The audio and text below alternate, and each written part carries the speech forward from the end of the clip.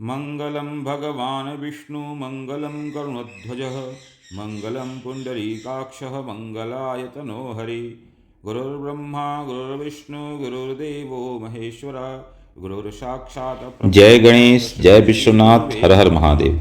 प्रिय दर्शकों, आज हम दीपावली के शुभ मुहूर्त पे चर्चा करेंगे कि दीपावली का पूजन किस मुहूर्त में करें, लक्ष्मी कुबेर का पूजन किस मुहूर्त में करना श्रेष्ठ रहेगा, व्यापार स्थल पर कब पूजन करें, घर में स्थायी लक्ष्मी निवास हेतु गणेश लक्ष्मी कुबेर का पूजन और मूर्ति स्थापन यंत्र स्थापन कब करें, और दिवाली की रात्रि में जो तंत्र साधना की जाती है विशेष रूप से लक्ष्मी आवाहन स्थापन हेतु, वशीकरण आकर्षण सम्मोहन हेतु, व्यापार में वृद्धि हेतु, वाक सिद्धि वाणी सिद्धि हेतु, प्रेम लाभ हेतु, प्रेम संबंध संवर्धन हेतु, यह सब किस मुहूर्त में करें इसके विषय में चर्चा करेंगे। और दीपावली पे कुछ विशेष प्रयोग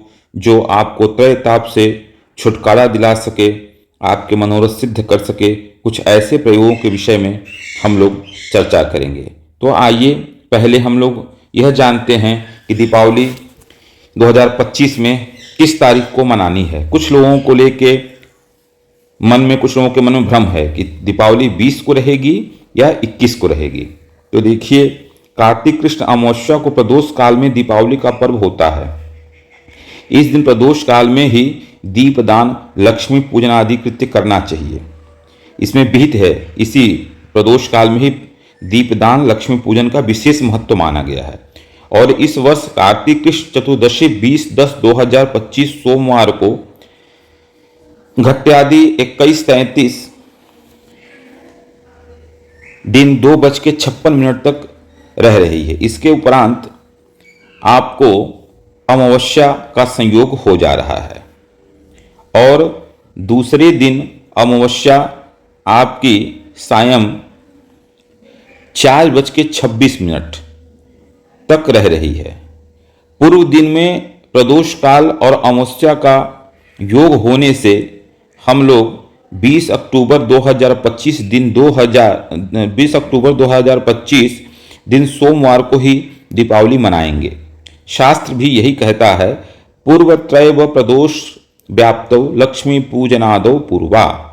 धर्म सिंधु के इस वचन अनुसार 20 अक्टूबर सन 2025 को ही दीपावली पूजन, गणेश लक्ष्मी का स्थापन, मंत्र यंत्र तंत्र की साधना आदि करना श्रेयस्कर श्रेष्ठकर और शास्त्र वचन अनुसार यही उत्तम रहेगा। तो अब हम लोग चर्चा करेंगे कि 20 अक्टूबर 2025 सोमवार को दीपावली पूजन का श्रेष्ठ मुहूर्त जो लग्न है वो कब से कब रहेगा। त्रैलोक्य पूजते देवी कमले विष्णु वल्लभे, यथा तुम चला कृष्णे तथा भौमि स्थिरा।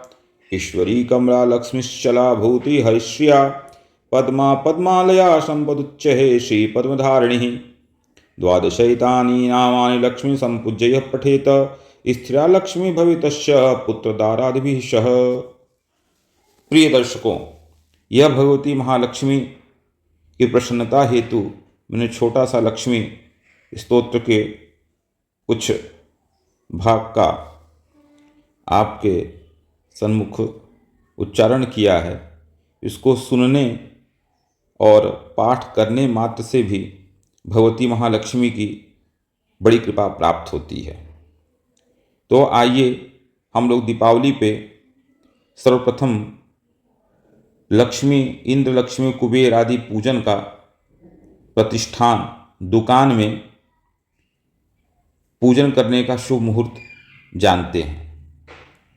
प्रिय दर्शकों, भगवती महालक्ष्मी के प्रसन्नता हेतु गणेश लक्ष्मी इंद्र कुबेर के पूजन आदि हेतु दुकान, प्रतिष्ठान, अपने कार्य स्थल, व्यापारिक स्थल, फैक्ट्री इत्यादि में जो पूजन का मुहूर्त रहेगा उसमें सबसे श्रेष्ठ मुहूर्त कुंभ लग्न 2:56 34 से लेके 4:05 के मध्य रहेगा।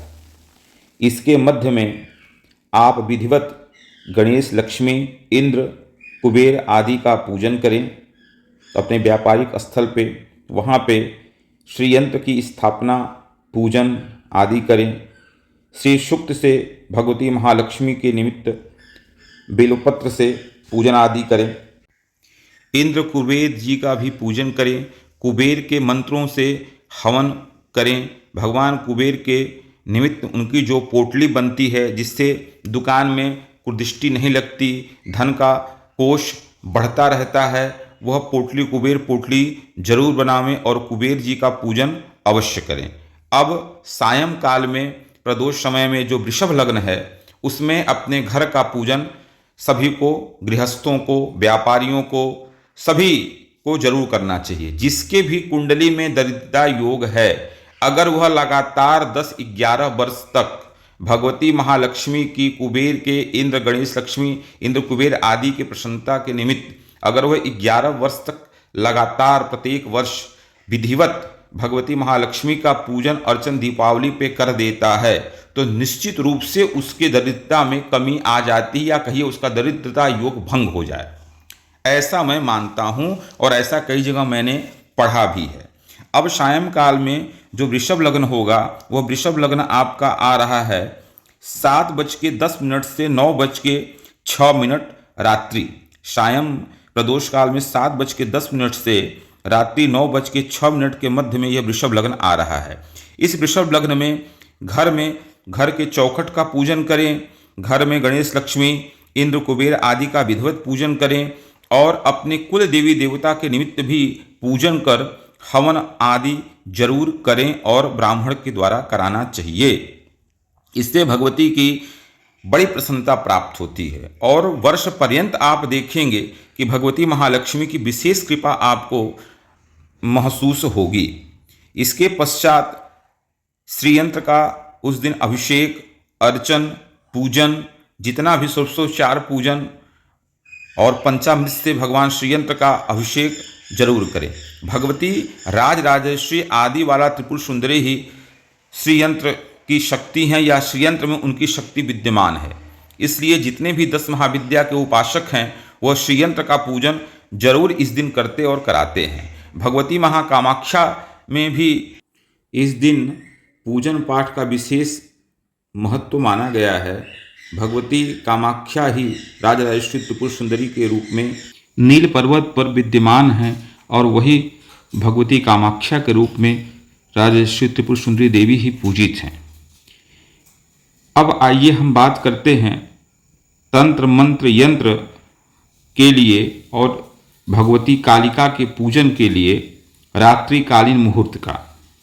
यह मुहूर्त सिंह लग्न में माना जाता है, इसलिए इसकी जो पूजा होगी वो सिंह लग्न में होगी और सिंह लग्न आपकी रात्रि में 1:38 से लेके 3:52 के बीच मिल रही है।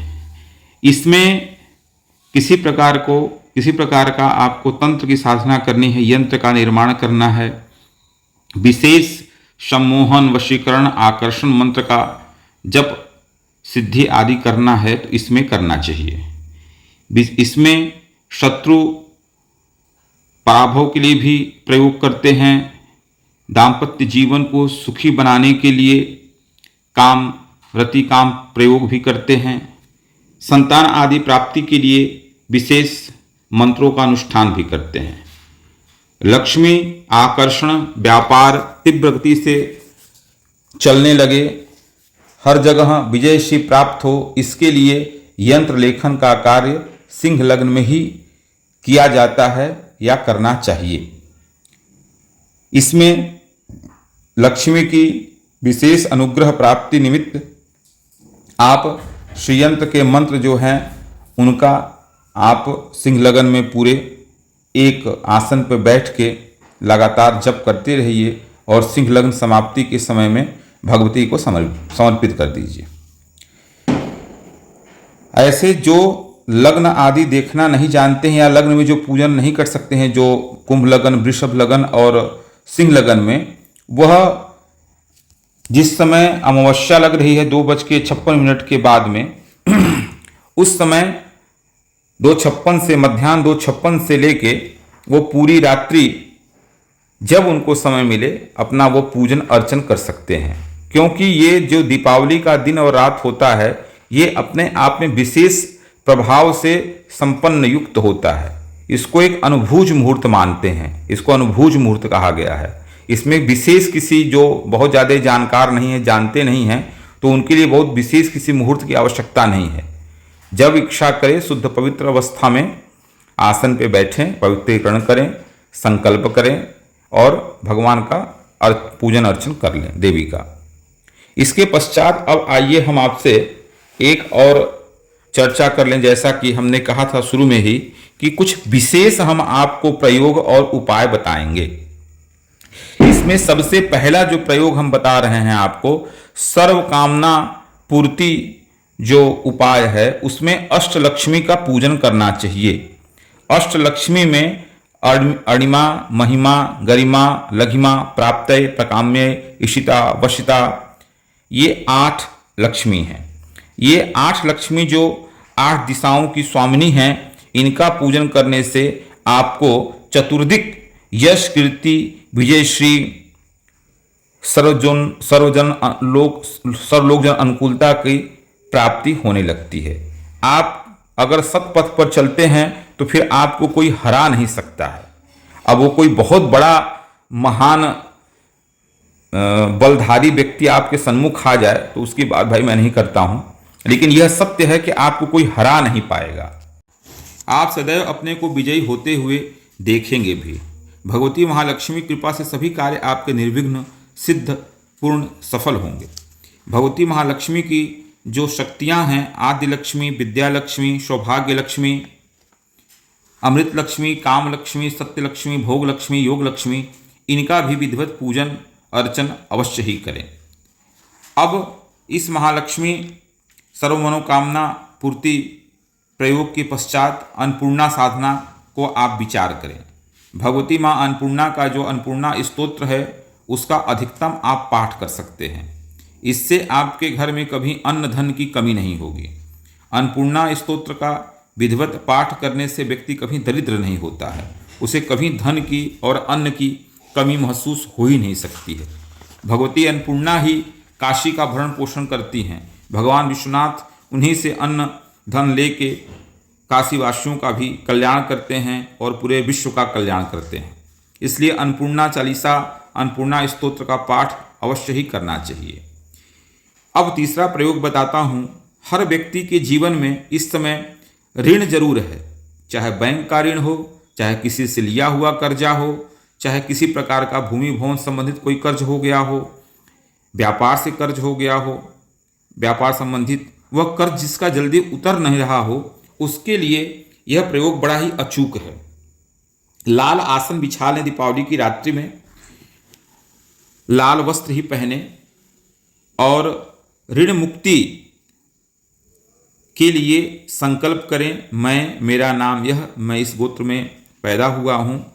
इस प्रकार से संकल्प करके भगवान शिव की प्रसन्नता के लिए ऋणहर्ता मंगल स्तोत्र का यथाशक्ति पाठ करने जा रहा हूँ।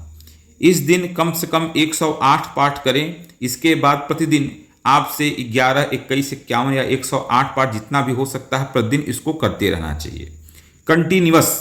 आप देखेंगे 41 दिन के बाद कोई न कोई जरूर आपको रास्ता निकलता हुआ दिखने लगेगा। ऋण से मुक्ति का उपाय आपको 2 रुपये ऐसे लगेगा, बचने लगेगा। 2 रुपये की व्यवस्था, 2 रुपये मतलब जो धन आपको चाहिए, जितनी की आवश्यकता है, वो लगभग आपको आता हुआ दिखने भी लगेगा। उसमें कुछ बचत भी होने लगेगी, जिससे कि आप जिसका कर्ज लिए हैं वो कर्ज चुकाने लगेंगे। इसी में एक आता है ऋण मुक्ता गणपति स्तोत्र। ये स्तोत्र भी अपने आप में अत्यंत प्रभावकारी है। इसको भी आप इसी दिन से प्रारंभ कर सकते हैं। इसी के साथ ऋण मुक्ता शिव स्तोत्र भी आता है। इस पाठ को भी आपको ऋण मुक्ति हेतु संकल्प पूर्वक अधिकतम से अधिकतम करना चाहिए। लेकिन बिना संकल्प के की हुई पूजा बहुत ज़्यादा सफल देखी नहीं मानी जाती है, इसलिए संकल्प जरूर करें। इस रात्रि में और भी अन्य पूजाएं होती हैं, जिसको जरूर से ही अपने पुरोहित गुरु से समझ के मंत्र पढ़ के करें। किताब से कोई भी मंत्र जल्दी देख कर पढ़कर नहीं करना चाहिए, क्योंकि उसमें त्रुटि होने की संभावना होती है। आपको उस पूजन का विधि विधान का अगर पता नहीं होगा तो हो सकता है कि कोई आपका नुकसान हो जाए, कोई हानि हो जाए। इसलिए हमेशा गुरु और पुरोहित से पढ़ के समझ के ही कोई पूजन पाठ करना चाहिए, या उनके मार्गदर्शन में ही करें तो ज़्यादा श्रेष्ठकर होता है। व्यापार में लाभ के लिए भगवान गणेश का पूजन करें, उनको दुर्वा चढ़ावें और प्रतिदिन लड्डू का भोग व्यापार स्थल पे जरूर लगावें।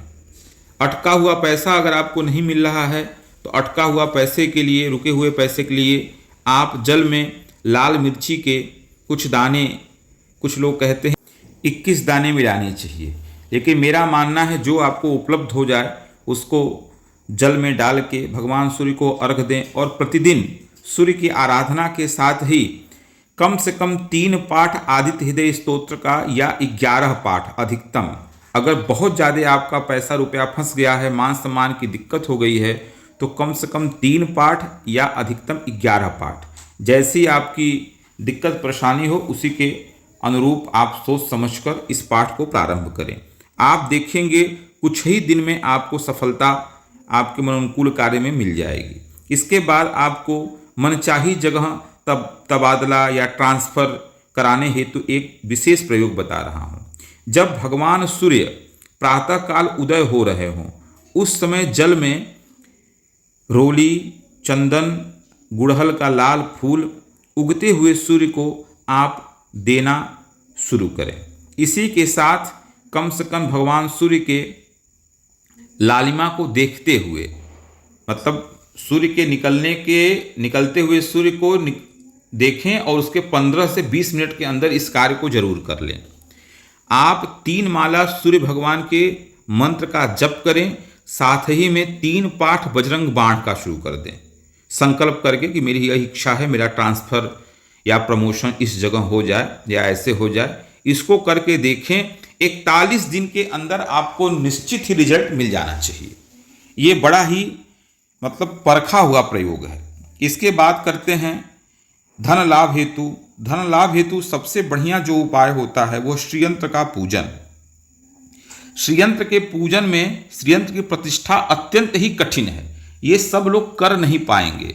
सामान्य कर्मकांडी या वैदिक ब्राह्मण या जो भी है, ये लोग, मैं मानता हूँ ऐसा कि इसमें जो लोग अपने गुरु परंपरा से इस ज्ञान को प्राप्त किए होंगे या जिनको श्रीयंत्र का, भगवती त्रिपुर सुंदरी के मंत्र का दीक्षा प्राप्त होगा, वो तो इसकी विधि विधान को जानते होंगे, अन्यथा बहुत कम ही लोग इसको जानते हैं। तो श्रीयंत्र का पूजन दरिद्रता से, अभिशाप से, त्रैताप से छुटकारा दिलाने में सर्वोपरि है। मात्र एक श्रीयंत्र प्रतिष्ठित, विधिवत प्रतिष्ठित श्रीयंत्र जिस घर में होगा उस घर में कभी भी धन की दिक्कत हो ही नहीं सकती है। ये सत्य है, सत्य है और यही सत्य है। इसलिए अगर आपके गुरु पुरोहित ऐसे कोई हों जो ज्ञानवान हो, विद्वान हों, तो उनसे श्रीयंत्र की प्रतिष्ठा करा के अपने घर में स्थापित कर उनका प्रतिदिन अवश्य पूजन करें। आपकी दीन दशा कैसी भी खराब हो, लेकिन निश्चित है कि पूजन के प्रभाव से एक दिन बहुत बढ़िया हो जाएगा। निरंतर आप उन्नति को प्राप्त करेंगे, इसमें किसी प्रकार का कोई न शंका है, न किसी प्रकार का संदेह करना चाहिए। इसी क्रम में एक आता है एकाक्षी नारियल, जिस नारियल में एक आंख होती है, उस नारियल को दीपावली के दिन स्थापित करके उनको भगवती का स्वरूप मान के उनकी पूजन करना चाहिए। वो सद्य ही मनोकामना को पूर्ण करने और भगवती महालक्ष्मी की कृपा प्रदान करने वाला होता है। एकाक्षी नारियल अपने आप में बड़ा दुर्लभ होता है। एकाक्षी नारियल दीपावली की प्रातःकाल ले आवें, उस पर कामिया सिंदूर, अक्षत, लाल पुष्प से उसका पूजन करें तो निश्चित ही धन लाभ के मार्ग बनने लगते हैं। लेकिन इसका पूजन निरंतर करते रहें, ये नहीं कि सिर्फ एक दिन छोड़ के, एक दिन किया बाकी दिन फिर छोड़ दिया, ऐसा नहीं करना चाहिए। अगर दुकान में नज़र लग गई हो तो उसका क्या उपाय करना चाहिए, ये बहुत लोग पूछते हैं। तो इसके लिए दीपावली की रात्रि में थोड़ी सी साबुत फिटकिरी ले लें। देखिए, ये प्रयोग जो अनुभूत प्रयोग है, ये दुकान वाला या जो मुझे कहीं से किसी के माध्यम से प्राप्त हुआ है, इसको मैं बता रहा हूँ। यह कितना आपको इसका परिणाम प्राप्त होगा, ये तो आपके विश्वास के ऊपर भाई है। जैसा आपका विश्वास रहेगा वैसा ही फल मिलेगा। लेकिन हाँ, प्रभाव निश्चित करेगा, इसमें कोई दो राय नहीं कि इसका प्रभाव नहीं होगा। दीपावली की रात में बड़ी फिटकरी का एक कोई टुकड़ा ले लें, साबुत फिटकरी, और जहाँ आपको लगता है कि मेरे दुकान में या प्रतिष्ठान में नज़र लगा हुआ है, उस पे से उसका उतारा करें। बाहर चौखट पे खड़ा होकर उसके उतारा करें और दुकान के बाहर लेके जाएं, चौराहे पे, किसी चौराहे पे जाएं और उत्तर दिशा में, अगर आपके उत्तर दिशा में कोई चौराहा हो तो सबसे बढ़िया है, उत्तर दिशा में खड़े होकर उसको उत्तर दिशा की तरफ फेंक देना है। लेकिन दिशा का ध्यान रखना है, और किसी ने जाते समय या करते समय आपको टोक दिया तो यह निश्चित मान लीजिए कि आपका प्रयोग खंडित हो गया, अब वह काम नहीं करेगा। तो इस बात का आप विशेष ध्यान रखें। छोटा सा ये प्रयोग है लेकिन बहुत ही प्रभावशाली, और इसका प्रभाव बहुत देखने को बड़ा अच्छा रहा, देखने में इसका प्रभाव तुरंत इसका दिखता है। अब आते हैं समस्त बाधाओं से मुक्ति हेतु प्रयोग भी इस दिन होता है। अक्षय भंडार आपका बना रहे, धन का, अन्न का, इसके लिए प्रयोग होता है। ये सब मैं, इसके मंत्र हैं इसलिए मैं यहाँ पे इसको बता नहीं सकता हूँ। अब संचित धन में जो आप धन रखे हैं उसमें वृद्धि हो, उसमें कमी न आवे, आपके धन का अपव्यय न हो, धन संचय कोष आपका जो है वो उस बढ़ता रहे। उसके लिए आपको भगवान कुबेर, जो यक्षराज कुबेर हैं, भगवान शिव के जो परम मित्र हैं, देवताओं के जो कोष की रक्षा करते हैं, हमारे कोष की वृद्धि भी करते हैं, हमें धन भी देते हैं, उसके लिए यक्षराज कुबेर की कम से कम 3 माला करें और प्रतिदिन आप 3 माला करते जाएं। घी का दीपक जलावें, संकल्प करें और यक्षराज कुबेर के मंत्र जो है उसका आप कम से कम 3 माला करें या अधिकतम। इसको भी आप सिंह लगन में करें, ऐसा नहीं कि कुंभ लगन या वृष लगन में नहीं, रात्रिकालीन। ये सब मैं जो प्रयोग बता रहा हूँ, जो विशेष प्रयोग, इसको रात्रि में ही करना चाहिए। ऋण जाल से मुक्ति हेतु आप गणेश जी का जो मंत्र आता है, ऋणम छिंदी वाला, ये मंत्र, इसको आपको करना चाहिए। सर्व मनोकामना पूर्ति हेतु अगर आपको विशेष, आपकी चाहते हैं कि सर्व मनोकामना पूर्ण हो, तो अपने गुरु से आप भगवती का विशेष मंत्र लें, देवी जी का मंत्र लें और उसको नवरात्रि में जप करें। जो गुरु बताते हैं, जैसे सिद्ध करने की आपको तरीका बताते हैं, उसको आप उसको सिद्ध करें और उसको निरंतर जपते रहें। ये नहीं कि सिर्फ एक दिन जपा फिर उसके बाद जाके सो गए, ऐसे कुछ नहीं होता है, न होने वाला है किसी का, क्योंकि देवता मंत्र के अधीन होते हैं। मंत्र के जप से ही व्यक्ति को महान पुण्य की प्राप्ति होती है, और जब महान पुण्य की प्राप्ति होती है तो उसी के बल से आपकी मनोकामना की पूर्ति होती है। उसी को लोग सिद्धि के रूप में देखते हैं। जब जो आप चाहते हैं, ये आपके क्रेडिट कार्ड की तरह होता है। जैसे क्रेडिट बैंक में पैसा आपका है, नाम सब कुछ है, आपने क्रेडिट कार्ड लगाया, उससे जो चाहे वो खरीद ले। वैसे ही पुण्य है, पुण्य का वर्धन जितना होगा उतना अधिक आप इस लोक में, परलोक में, कहीं भी आप अपनी मनोकामना तत्काल पूर्ण कर सकते हैं और सुखी हो सकते हैं। पुण्य के अभाव में तो फिर वही है कि दरिद्रता कभी आपका साथ नहीं छोड़ेगी। पुण्य का अभाव, इसका मतलब दरिद्रता, और पुण्य की प्राप्ति, इसका मतलब व्यक्ति धन, यश, मान, कीर्ति, पद, प्रतिष्ठा, वैभव आदि सभी से संपन्न होता है। और भगवत कृपा जब होती है तभी पुण्य संचय होता है। कुछ लोग व्यर्थ का बकवास करते रहते हैं, दूसरे को गाली देते हैं, दूसरे का अपमान करते हैं, दूसरे के भूमि भवन का हरण करते हैं, गलत बात करते हैं, गंदे काम करते हैं। इससे क्या होता है, तत्काल पुण्य का ह्रास होता है, पुण्य क्षीण हो जाता है। और पुण्य का क्षीण होने से, पुण्य के क्षीण होने से ही व्यक्ति आयु से हीन हो जाता है, धन से हीन हो जाएगा, अपने जो परिवार के लोग हैं उनसे भी बिछुड़ जाता है, उसके मान सम्मान में घटोत्तरी होने लगता है। तो कहता है हमारे ऊपर किसी ने कुछ कर दिया। अरे बेवकूफ़, कोई क्या कर सकता है किसी के ऊपर। भगवान ने इतना कृपा करके तुम्हें मनुष्य का जन्म दिया, और उस मनुष्य के जन्म को तुम व्यर्थ बकवास में बर्बाद कर रहे हो, तो तुम्हारे साथ गलत तो होगा ही, तुम्हें कष्ट तो पहुंचेगा, चाहे शारीरिक हो, चाहे मानसिक हो, चाहे आर्थिक हो, चाहे सामाजिक हो। ये सब तुम्हारे पुण्य के ह्रास होने के कारण है। कोई कारण नहीं बनता है, अपना कर्म ही मुख्य कारण है। और कर्म दो ही कर्म होते हैं, एक शुभ कर्म होता है, एक पाप कर्म होता है। पाप कर्म करोगे तो तुम्हें कष्ट निश्चित भोगना है। शुभ कर्म करोगे, जितना शुभ कर्म करते जाओगे उतने सुखी होते चले जाओगे। ये मूल मंत्र है, इसी को याद कर लो आप लोग, और इसी से आप लोग देवताओं के समान सुखी होने लगोगे। जिसे देवता ऊपर हैं आकाश में, स्वर्गलोक में, वो भी मानवों को देख के हर्षित और गर्वित आनंदित होते हैं। अगर मनुष्य उनकी पूजा न करे तो उनकी पूजा कौन करेगा। तो भगवान बड़ी कृपा करके मनुष्य का जन्म देते हैं, और मनुष्य शरीर से ही मुक्ति लाभ की जा सकती है, मुक्ति लाभ प्राप्त की जा सकती है। इसलिए भगवान की पूजन अर्चन करो और अपने जीवन को धन्य बनाओ। संकटों से मुक्ति हेतु रुद्रामल तंत्र में कुछ प्रत्यक्ष मंत्र ऐसे बताए गए हैं जो तत्काल आपको विजय श्री के साथ ही संकट से मुक्त कर देते हैं। इसके लिए भी गुरु की शरण लें आप। विशेष एक प्रयोग और है जिसे यक्षिणी प्रयोग कहते हैं। यह तत्काल धन लाभ हेतु बहुत ही प्रभावकारी माना जाता है। यक्ष और यक्षिणी, जो यक्षराज कुबेर हैं, इन्हीं के अधीन यक्षिणी होती हैं। भगवान शिव के उपासक यक्ष और यक्षिणी की आराधना पूजन कर सकते हैं, इसमें किसी प्रकार का दोष नहीं है। लेकिन इसमें बस शर्त एक है कि गुरु के मार्गदर्शन में, बिना गुरु के मार्गदर्शन के यक्षिणी जप या पूजन नहीं करना चाहिए। धन प्राप्ति के लिए आप अपने गुरु से समझ के यक्षिणी मंत्र जप दीपावली की रात से प्रारंभ करके, और बहुत बड़ा जो धन की प्राप्ति की कामना है आपकी, जब तक न हो तब तक आप करते रहें शुद्ध सात्विक मन से, तो आपको निश्चित ही बड़े धन की, आकस्मिक धन की लाभ अवश्य हो जाता है।